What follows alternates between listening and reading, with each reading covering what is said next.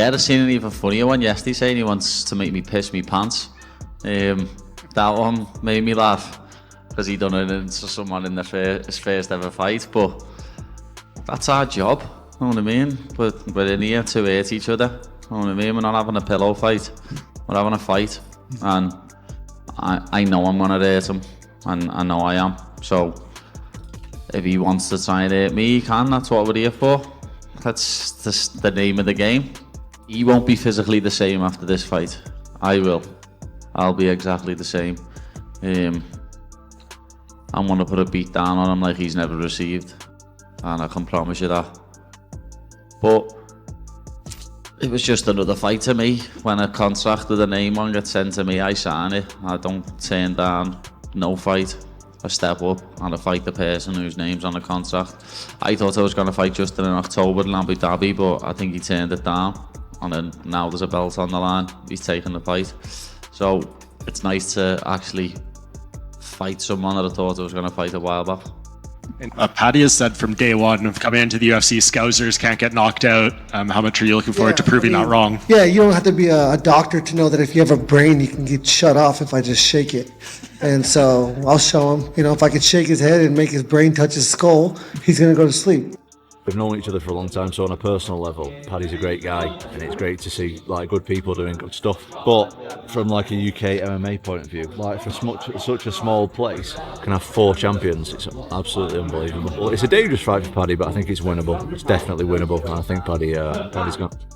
Normally this stage of year I've got a lot of nice puppy fat on me and I'm not as cold at the minute. I'm absolutely freezing constantly, low on calories compared to normally at this time of year. Big Tommy, heavyweight champ of the UFC, is coming to see us today. We popped down to his gym a few months ago, didn't we? And went to see him. I've done a little session with him and I had to scram with him after because didn't have no fight coming up. We won't be going for no scram today. I'm sick on diet, lad, hard on diet, and I don't think he can train because of his eye, lad. I'll have to see what his eye's like, lad. I'm fucking intrigued, especially after everyone giving him so much shit. Obviously he's got a bad injury in his eye. It just shows how fickle the MMA fan base is. Beautiful, Jim. Old, but he's not washed. Like he's 37, but he's not moving like Michael Chandler. He's not holding the ball on the shoulder, doing the fucking PG-13 fucking washed animation. He's not washed. He's not washed, bro. You know what I mean? He has not shown this crazy drop off in his skill set. He's 4-1 in his last 5. If we're talking about the guys that he's fought. He has great striking, obviously better than Paddy Pimblett in the boxing. Very powerful calf kicks. I think those are going to come into play in this matchup. He's got big power in the hands. He's improved his boxing fundamentals and his footwork under Trevor Whitman. His defense has gotten a little bit better. And I would say in terms of him and Paddy, he's probably equal or more powerful on the feet in terms of punch power. He does have the weakness is the grappling, right? But we have seen him show a decent ability to be taken down and push off the initial takedown and get back up against guys like Michael Chandler. The tension that once felt manufactured now feels real. The Justin Gaethje fight isn't a product of hype or desperation. It's a calculated push that was set in motion long before title implications entered the conversation. The contract timing reveals something important. This is a fight Paddy wanted. Not opportunistically, not react. This matchup has been building for a long time. You look a lot leaner last time I seen you. Oh yeah, last time I seen you, lad. Now. Funniest when I come to your gym, lad. When I come to yours, I've been out the night before, lad. So I watched Springsteen, lad, and got in at about 4:30 in the morning. You know that mural after you spoke about it? Yeah. Literally was a massive outcry in the town. Gotta get it down. Take it down. Still going though. It's going strong, isn't it? It's been a bit of a long process because with eyes, like with other injuries, they just fix them straight away.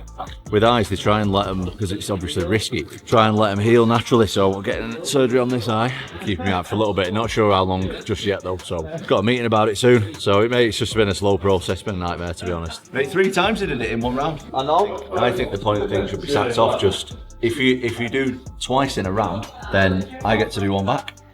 I reckon that makes it. They're the best one. Why is that? That's fair though, isn't it? First one's an accident, second one you're doing it on purpose, aren't you? I train with little gloves on anyway, as you've just seen. I don't stand like that.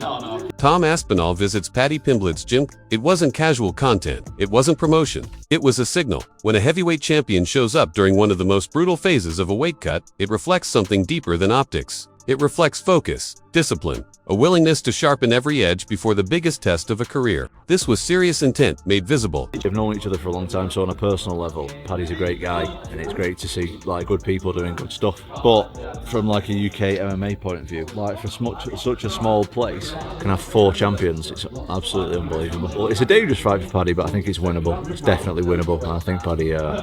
Training alongside Aspinall isn't symbolic. It's elite level preparation. No loud motivation, no empty talk. Just honest discussion about the unforgiving nature of this sport. Fans turn quickly. After injuries, after setbacks, after close decisions, the conversation doesn't avoid the reality. It centers on it. Risk becomes the central theme of this matchup. Aspinall acknowledges the fight is dangerous, but he also says it's winnable. That distinction matters. The gap between easy and winnable is where careers are defined. Dangerous fights leave a mark. Safe wins fade from memory before the next event begins. What about Arman Sarukian? He's just one of them, lad. He thinks because his family have got money and he's been had everything handed to a plate on him for years.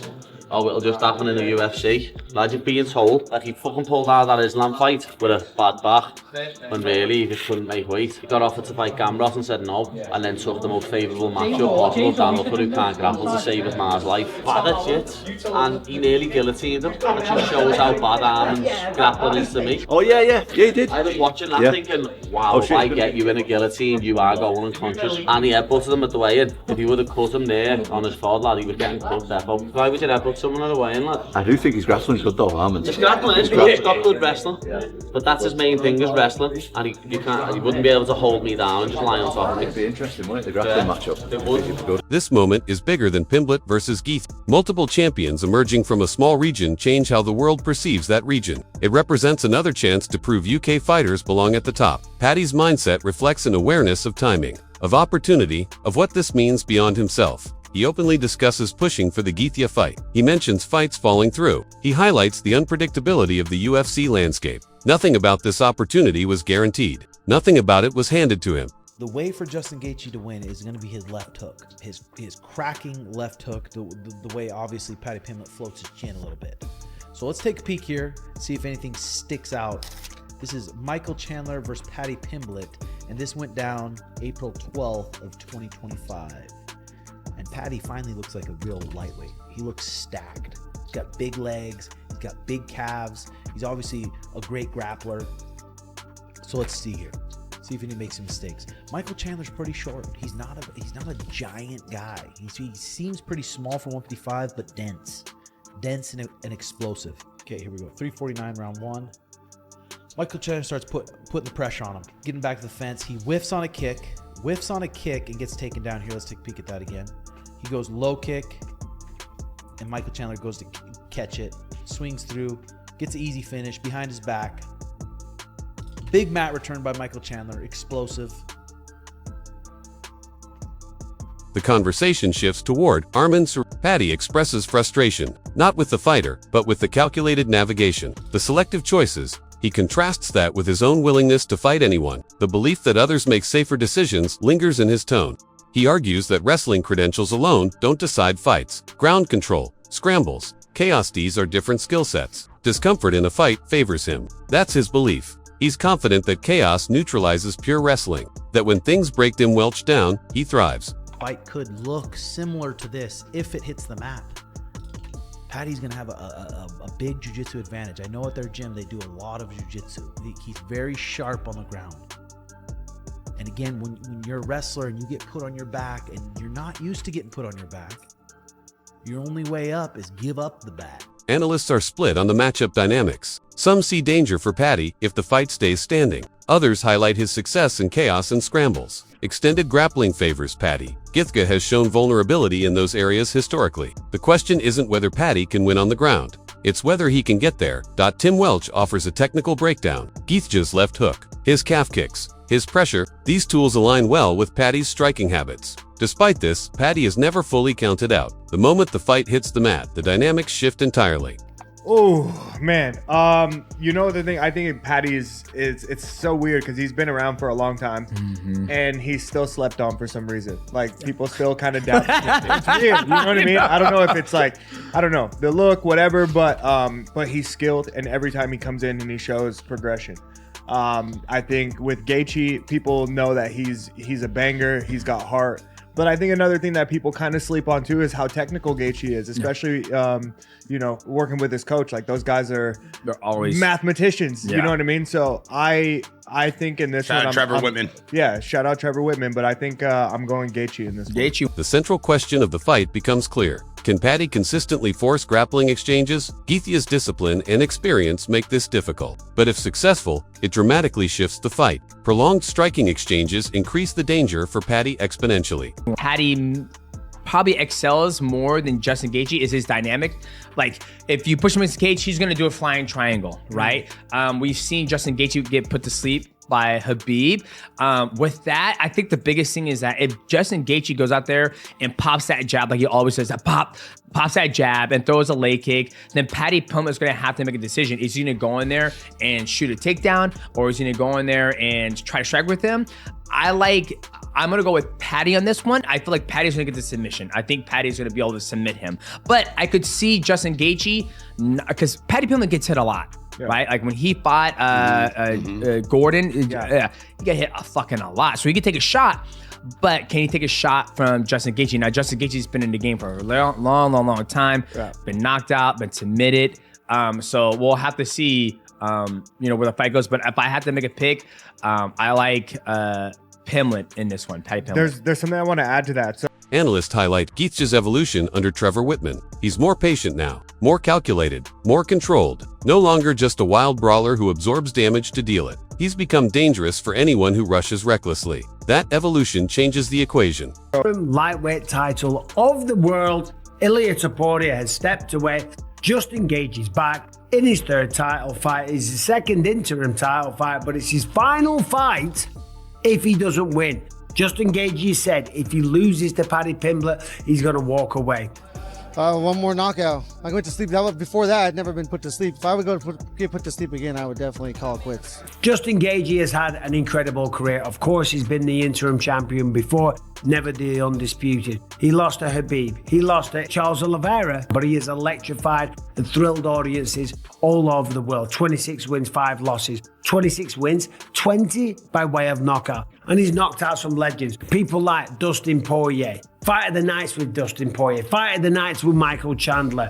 Stopped Tony Ferguson in a one-sided savage beatdown, okay? And that was one of the last times we saw Tony Ferguson being a real threat inside the octagon, because Justin Gaethje just beat it out of him with accuracy, with power in his hands. He's got head kicks, he's got wild hooks, he's got beautiful uppercuts, he's got incredible wrestling, but he never uses it. And in this fight against Paddy Pimblett, he doesn't need to use it. He would be a fool to use it. You don't want to shoot in on Paddy Pimblett. Yet voices like Demetrius Johnson emphasize Paddy's continued undervaluation, his ability to turn cage pressure into submissions. One scramble can instantly flip a fight's narrative. That ability shouldn't be dismissed. Dangerous matchup for Paddy Pimblett, but I also think it's one he can win.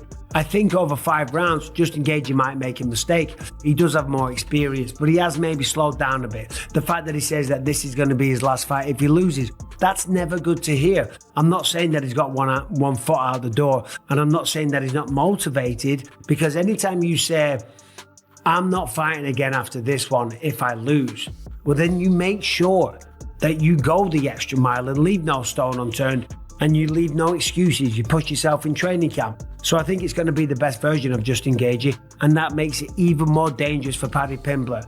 I do think, though, that over 5 rounds, given how dynamic Paddy Pimblett is, given how disciplined he is, given that Scousers don't get knocked out. Michael Bisping frames the matchup as a battle of mistakes. Gaethje's losses often come from small late-fight errors. Those errors frequently lead to submissions. Paddy's patience and unpredictability matter over 5 rounds. The fight isn't about dominance. It's about who makes the first critical mistake. Justin Gaethje brings experience, power, and pressure. Paddy Pimblett brings chaos, confidence, and discomfort. The outcome hinges on a single mistake, a mistake neither fighter can afford to make. Paddy, like, the thing with Justin Gaethje that's making me like, bro, I cannot pick Paddy to win this fight. This he's not Khabib, bro. He's not Charles Oliveira, Max Holloway. These are the guys that have beat Justin Gaethje. I don't think he is as quick or as sharp or as accurate or as powerful on the feet as Charles Oliveira or Max Holloway. I think he might have more straight up like punch power, but he's not on their level in terms of striking skill, speed, or defense. either. Let me just say that, right? And as for his grappling, his jiu-jitsu is insane, but he doesn't have the wrestling of Khabib. He doesn't have the wrestling of a Charles Oliveira unless he hurts you, right? And I think his defense on the feet is so suspicious, bro. Like, just so cool. I'm just remembering the Jared Gordon fight, thinking about that shit. He keeps his hands low in exchanges. He's open to being countered in the boxing exchanges. And Justin Gaethje, this is one thing I said at the gym, and the boys didn't really get what I meant, but like, I think you guys understand. Gaethje's old, but he's not